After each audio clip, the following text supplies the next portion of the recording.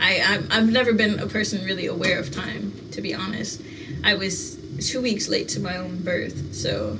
My name is Nick Olivera. You're watching the Indie Seat.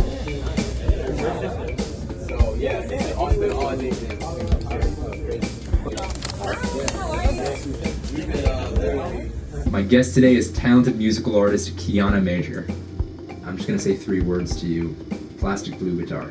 Plastic blue guitar. I remember my mother telling me stories about when we were all kids, and she would line us all up and she would ask us what we wanted to be, and my siblings would say, you know, doctor or nurse or paleontologist. And as a child, I would run around with like my Superman cape on and this little plastic blue guitar that my parents got me. And at that time, when she would ask us, I would fall to my knees and I would just like start wailing on this plastic blue guitar, which didn't even have strings at the time. It was just like one of those push button ones, and then like it activates sounds. And I would just say I wanted to be a rock star. Any rock star in particular who you looked up to? I looked up, at the time, you know, I looked up to Angus Young. I loved every aspect of what a rock star was. Like, I wanted to be larger than life. I wanted to go around the world and just affect people in a way that no one else could. I saw no politician, no religious leader, no scholar could do the same things that a rock star could do. And I wanted to live that life. You grew up in a pretty rough neighborhood, Goulds, down here in Florida. When your mom lined you guys up like that and asked, what do you want to be? And everybody's saying, you know, doctor, lawyer, and you say artist. I mean, did she want to push you more towards doctor, lawyer, or did she hold firm on artist? Like, she held you to that? I mean, my parents always supported me in whatever I wanted to do, and they were happy that like I could play music, because my mother always wanted to learn how to play music, but she didn't have the patience for it, and my grandmother had a piano and no one ever played it, and so she was happy when I learned how to play an instrument. But I didn't study music until much later into my college years. I studied mechanical engineering for a long time, and that was pretty much my career path from a childhood. I went into mathematics, and I went into computer science, and I went into pretty much anything that related to the tech field.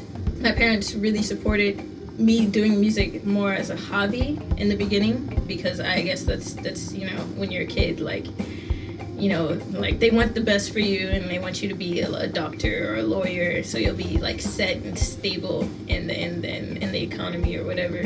But I couldn't really get past, you know, that drive inside of me to pursue music as a career choice, and that's kind of where I am today. And they're happy now. They support me full-heartedly in my career choices, which I always appreciate. The mechanical engineering background is interesting. How do you think having that kind of background can help you in music? I mean, I know not for a fact, but I know that there is a strong correlation between numbers and technology and having a mind for music and the creative, because I don't know, as an engineer, I see things in like a reverse kind of way. Like the chair that you're sitting in, like I see the person who made it, or the machine who made it, from like the wood that was like taken from the forest, brought and shipped by some guy in a truck to the factory, and like that was like shaved down, and then like the upholstery was put on it, and the nails that go in it, and the foam that goes into it. And for me, it's kind of the same thing of like when I listen to music, when I listen to a song that I like a Michael Jackson song, like I'll hear like 5 different parts to it. I'll hear like the drums, I'll hear the bass, I'll hear the guitar, I'll hear a saxophone, I'll hear a soundscape in the background, or I'll hear how it was recorded in terms of like what reverberation room it was in. I'll hear like what type of musical scaling was used, depending on which instrument or which voice. I see the correlation if you can take apart, or if you have a mind to like separate a whole picture into individual pieces. It's kind of the same thing for music. So you mentioned being able to hear a song and then seeing the layers of it. I wanted to talk about, because in your background you talk about how you're able to cover all these different genres, just rock, soul, electric, to name a few. When you sit down to write a song, do you start with genre in mind? No, I don't. When I sit down with a song, I try to do like the most honest thing that comes out of me, and I don't. It's unfortunate that it's easy for people to like gravitate to and classify as long as it's like a one sort of like topic thing, like if it's country music or if it's gospel or if it's rock or if it's rap. It's easy to identify and it's easy to relate to, but I don't really understand how that like works in my mind, because like if I want to write a song, I'm gonna write a song regardless of what genre it fits into, because that's honestly what I want to say. And I don't think about genre as a end all be all box to put myself into. When you were sitting down to write Blistar, what kind of work went into making a track like that? I sat down with that. My sister had asked me to make an instrumental for one of her videos, and I was full-heartedly prepared to do it. So I locked myself in the room for, I want to say 8 hours, which I didn't even know 8 hours had passed, but at the end of the day it ended up being 8 hours. I sat down, and I usually try to, in my producing process, I usually try to sit down and see what kind of like feel I want to do. And at the time I was feeling I usually feel very melancholy, so I was feeling a very like melancholy kind of way, but also in a very like a stadium like big rock kind of way. And I think I actually came up with the guitar riff first. So I grabbed the guitar and I just fiddled around with it for a bit, and then I had a friend who really loves like guitar wheels in terms of like guitar stretching and like just big like screeching, making a guitar sing. So I was like, okay, cool, I'll add that in there. So the first thing I do is just like I just pull up the string as hard as I can, as far as it'll go until like it'll break, and then I pull it back down, and that's where that riff, the start of that riff comes from. The soundscape is like it's cello strings, and it's pulled cello strings like with a bow, and then it's reversed and then reverberated, completely taking out the dry mix and just leaving the room tone. If you were offered the chance to score any horror movie, that I want to know, like what would you add your sound to? I mean, I would do Alien.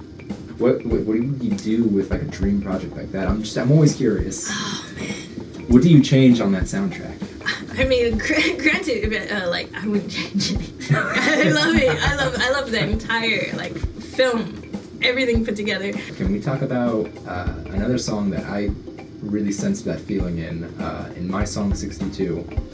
And I want to read to you some of your own lyrics. I'll never know, never know healing.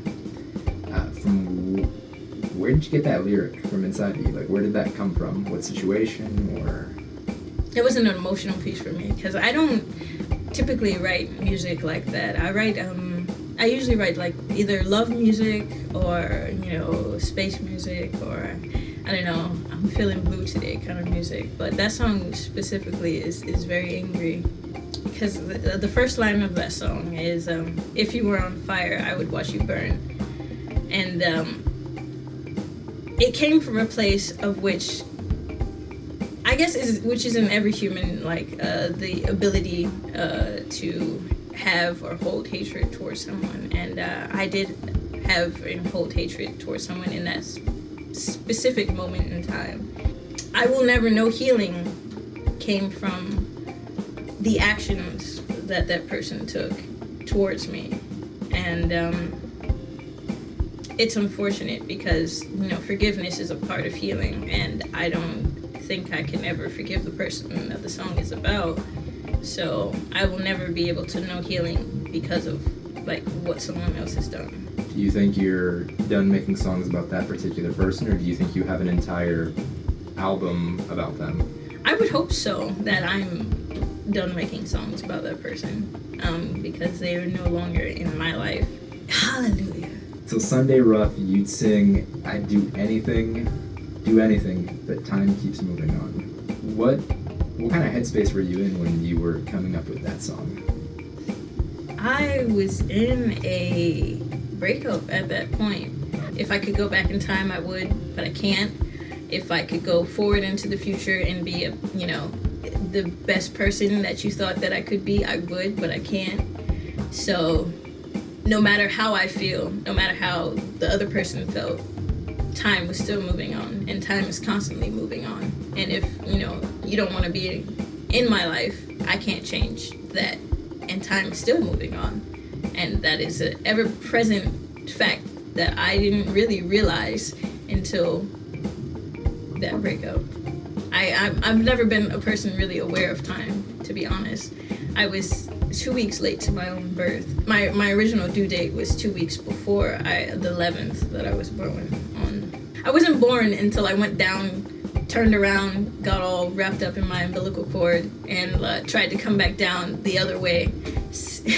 As an artist, do you have the choice to simply make art, or do you feel like there's an obligation that artists have where they have to be role models now?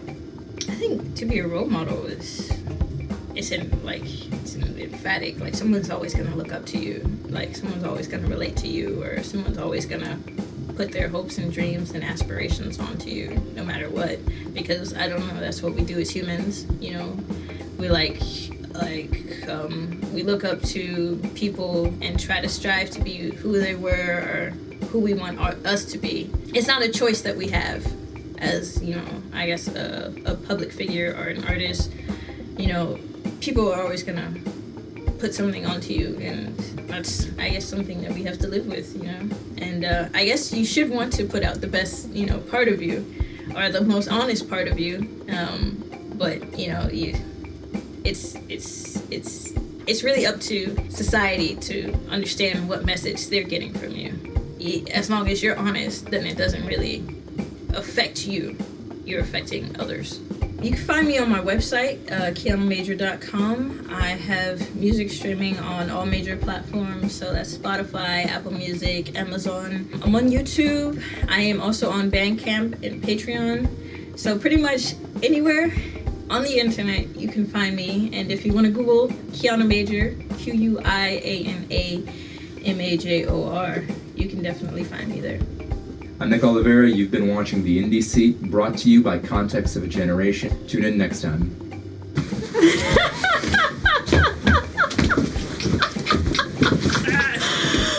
And cut.